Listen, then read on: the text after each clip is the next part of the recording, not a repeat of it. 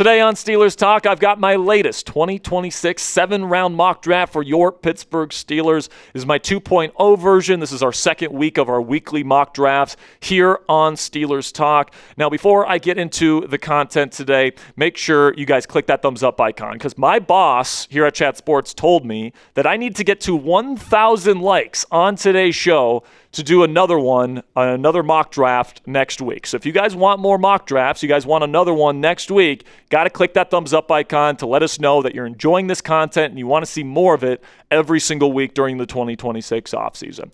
All right, so this week, guys, once again, I am not going to be doing any trades. All right, I think I'm going to start implementing trades next week, but this week I'm just going to keep it basic again. Again, the Steelers have 12 draft picks, so we got quite a few picks to dive into here. So let's start with our first round selection, where last week I took a nose tackle in Kayden McDonald. This week I'm taking wide receiver in USC's Makai, who I consider to be one of the most complete wide receiver prospects that have come through the NFL draft in the last several years. I mean, like, he is unbelievable in terms of how complete his game is. He is such a good route runner, so crisp, knows how to tempo his routes, that sort of stuff. But he's also got really, really reliable hands. For a guy that's not 6 foot tall or more, he's got one of the best contested catch rates and contested catch abilities I've seen from a receiver that size in a long time. This guy can make acrobatic catches for days, can make catches over the middle, can make catches along the sideline, and he's really, really tough and really good after the catch as well. So let's say Aaron Rodgers is back as this team's quarterback this year, which I do think will be the case.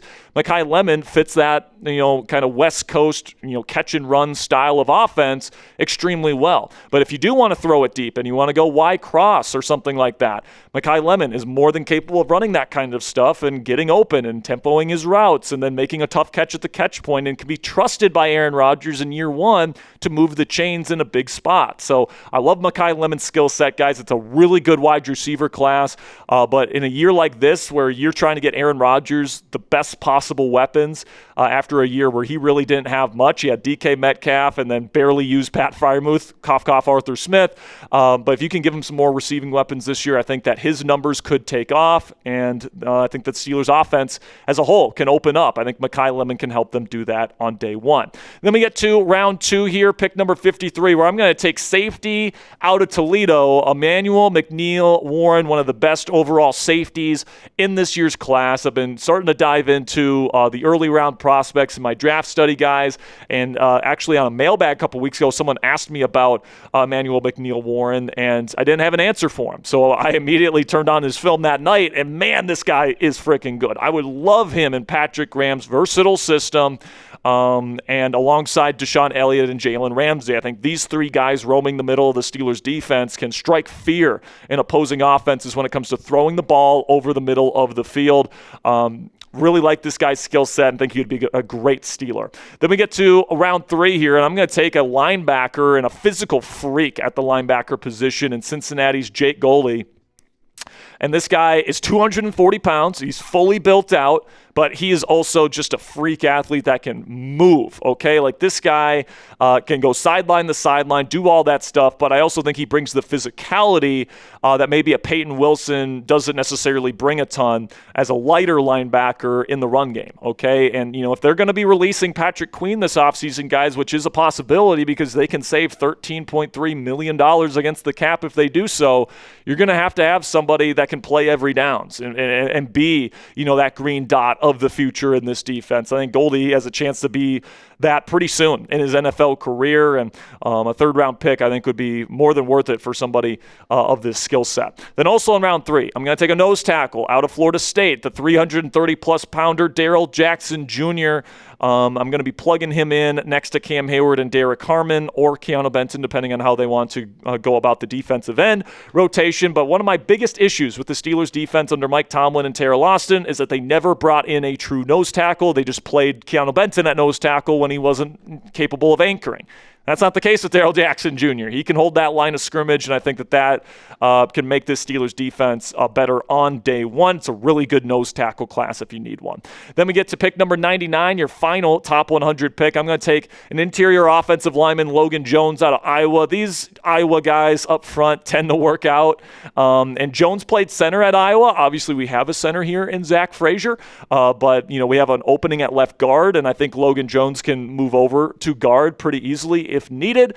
And also, if you sign like Isaac Seumalo to another one-year contract or something like that, Logan Jones can be a really good depth piece in year one while he learns from James Campen and develops his skill set to hopefully be a future starter for the Pittsburgh Steelers moving forward. Now, coming up here, we got my day 3 picks on my second 7-round mock draft for the Pittsburgh Steelers here this offseason. But before we get into the rest of this week's mock, let's have a word from, actually, you guys can let me know in the comment section. Would you be happy with Makai Lemon as our first round pick this year? Give me a yes or no down there in the comment section. I would be thrilled, honestly. I would be a little surprised if Lemon gets to us at number 21. I think he's that good of a player, and I think he might end up being a top 15 pick, so we might have to trade up if we want to get a guy like Makai Lemon. But let me know what you guys think down there in the comment section. Yes or no for today's pinned question. In just a second here, I'm going to tell you about our sponsor today at Prize Picks. While I tell you about our sponsor today, simply give me a yes or a no down there in the comments. And with that, let's have a word from our sponsor today at Prize Picks. And the big game in Santa Clara between the Seahawks and Patriots is almost here, guys, and there's no better way to cash in during America's biggest sporting event than with Prize Picks, where it always feels good to be right. And since the big game is right around the corner, that also means it's your last chance to get into the football action here before next season. So close the year out right with Prize Picks by getting $50 instantly in lineups when you play your first $5. This week, Prize Picks has a special max discount for the big game live in the app right now. Drake May just needs one passing yard for the max discount to win. Just add another player to your lineup, and if your picks hit, you can cash in. Download the Prize Picks app today and use code CLNS to get $50 in lineups after you play your first $5 lineup. That's code CLNS to get $50 in lineups after you play your first $5 lineup. Prize Picks, it's good to be right. Then round 4, I'm going to go back to the wide receiver well here because the Steelers, frankly, need, multiple wide receivers this offseason, guys, and I think that it would be smart for the Steelers to draft multiple receivers. So I went a little bit smaller with Makai Lemon, who's under 6 foot, all that different stuff. And I'm going to get the big, lanky receiver out of Georgia State, Ted Hurst, who really impressed me on the Senior Bowl practice tape this year. He's a tall guy. He's got unbelievable contested catch ability and, body control down the sideline. I think that he's got nuanced footwork and route running ability as well. But because he's from Georgia State, people are going to be like, well, can he do it at the NFL level? All that different stuff. But I thought he looked like he belonged on that Senior Bowl practice tape, man, and he looks like an NFL receiver to me. And you pair him up with DK Metcalf and with Makai Lemon for the future, I think that can be a dangerous trio down the road here for the Pittsburgh Steelers. Then in round 4, I'm once again going to go to offensive line here because you can never have enough good offensive linemen, guys. I'm going to go with Kayden Rutledge, who was one of the better guards at the Senior Bowl this year out of Georgia Tech. This guy just has vices for hands. You're not escaping him if he gets his hands on you, and I love that about his game, man. And you combine him with Logan Jones, another really good player that we drafted earlier in this mock draft, and you're going to be set. And you're going to have excellent depth at offensive line for years to come, and you kind of let Rutledge and Jones kind of battle it out for the future at the left guard spot, while the loser of that competition becomes your swing guard, and in the case of Jones, maybe even your backup center moving forward. But then we get to round 5, and this is where I'll take my quarterback in this mock draft, and I'll go with Drew Allar. Right now, the consensus big board has Allar around the 170th overall prospect, so I'll take Allar here in round 5. I honestly think if the Steelers want Allar, they're probably going to have to, go maybe a little bit earlier than this pick, but, the idea of getting a guy with as much arm talent as Drew Allar and pairing him up with Aaron Rodgers for a year where he can learn and develop and cultivate that arm talent, it's an exciting idea. And,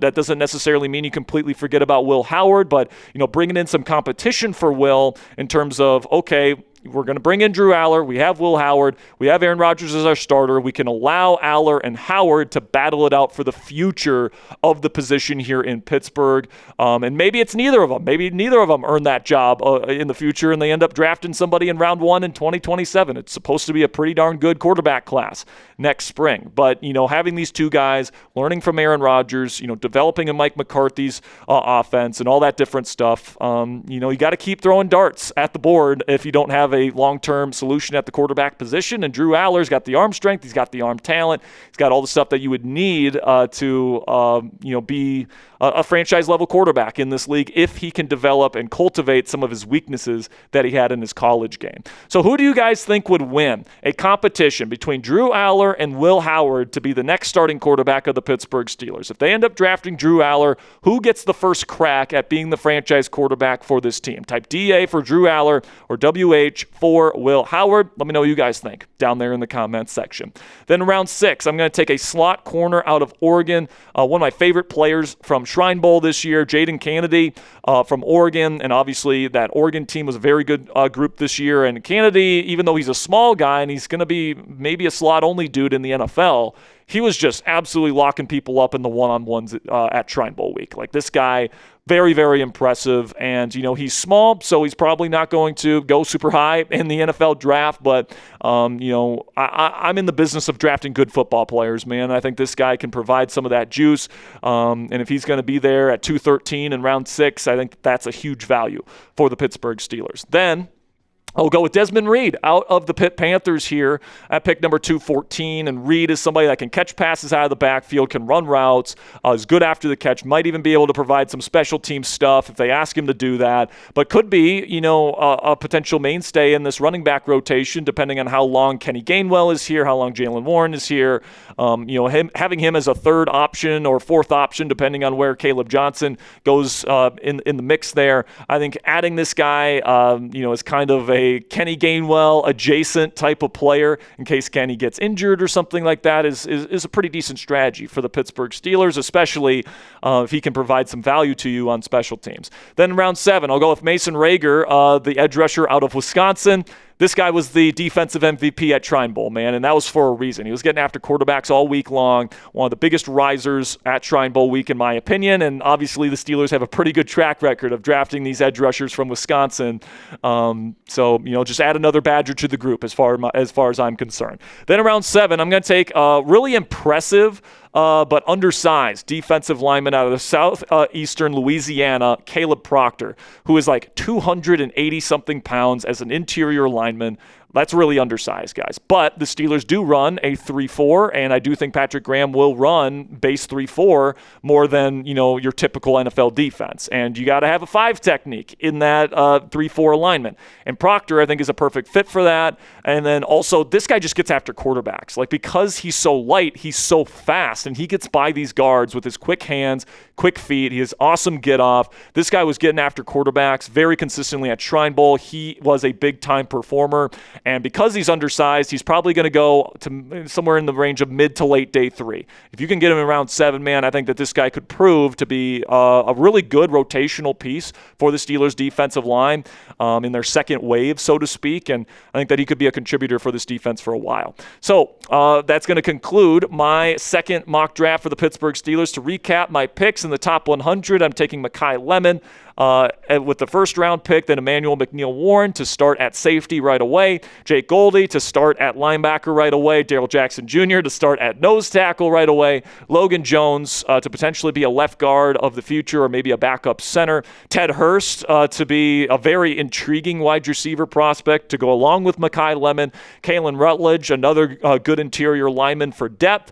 You got Drew Allar to work behind Aaron Rodgers and compete with Will Howard, Jadon Canady as good cornerback depth in the slot. Then you got Desmond Reid as somebody that hopefully would be able to contribute on special teams right away, but then could maybe get into the rotation down the road. Mason Reiger as a fourth edge rusher. Kaleb Proctor as a rotational defensive lineman on passing downs. So that's going to be it, guys. So grade my mock, A, B, C, D, or F, down there in the comments section. Let me know what you guys think about my picks. If you disagree with anything, please let me know down there in the comments section. And that'll be it for this week's 7-round Steelers mock draft. We do these every single week, guys, but if we want to do another one next week, like I said, guys, you got to click that thumbs up icon. My boss told me I can't do one again next week if we don't get 1,000 likes on today's show. So help me out if you guys want to see a mock next week, and make sure you guys click that subscribe button to see if we have one.